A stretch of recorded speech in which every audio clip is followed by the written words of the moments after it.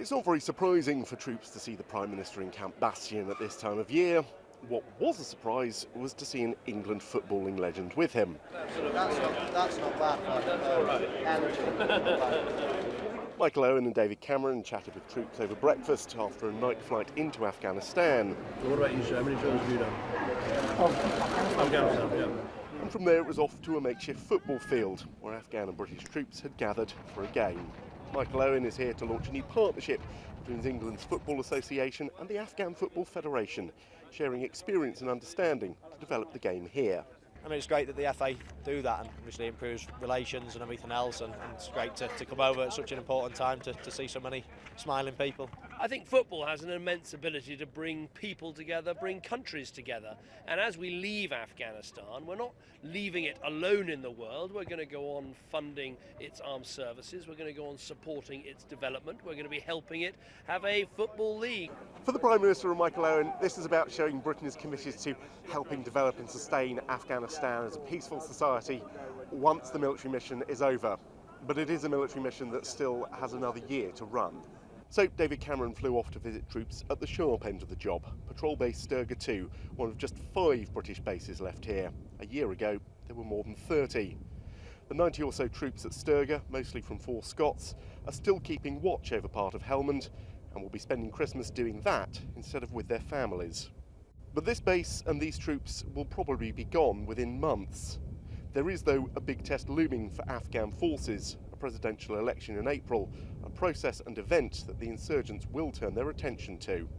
Can you imagine any circumstance in which this time next year all British combat troops have not left because something's had to change? Look, we've been very clear that after the end of 2014 there won't be British troops in a combat role, and there won't be anything like the numbers there are now. That is what I said in 2010, and we are on that track, and we are sticking to that track. What we've done in that time is train up a hugely capable Afghan National Army and Police Force, now numbering almost 350,000, I think more than capable of providing the basic level of security this country needs. I obviously want a successful Afghan election. It should be another mark along the route towards success for this country, and we'll do everything we can to help.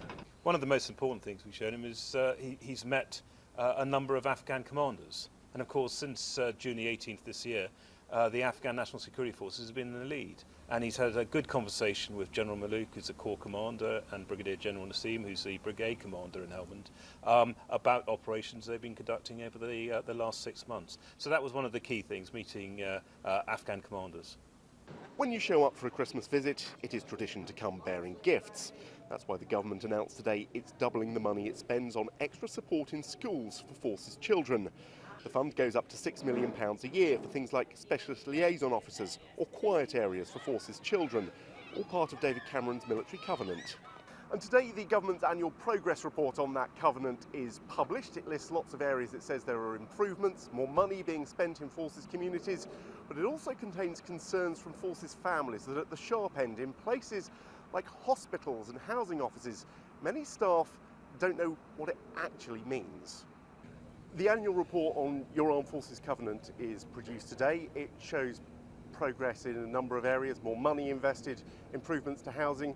It also shows real concern from some that at the sharp end, in housing offices and hospitals, people don't understand what they've got to do.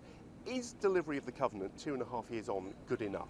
I think we've made huge steps forward. I mean, if you think back before this government came to office, the military covenant is now written into the law of the land. That's good news. The military covenant now encompasses health, housing, education, all the aspects of government. I think that is good. Third thing is it's backed by real money. Because we've taken the LIBOR funds from the city and taken that money and spent it directly onto the military covenant, we're going to be spending something like £100 million. In addition to that, just today we're announcing, for instance, the increase in the special schools fund for schools that have a particular amount of parents with military careers, an extra £6 million fund. So I think real progress. Look, we can always do better, there's always more to be done, but I don't think any government in recent history has done as much for the military covenant as this one. The Covenant is meant to support these troops not only while they're here, but perhaps more importantly, once they get home. For now, home is some months away. Christmas will be in the desert. For Christmas, well, Obviously people are sad about leaving their families, but we've got a job to do here. We've been paid to do a job, so we're here for 6 months and we're getting on with it as best we can. Holding a Christmas sort of barbecue up here on Friday this week, so we'll be doing that at the end of this week. And other than that, just at work, gym, keep ourselves amused that way.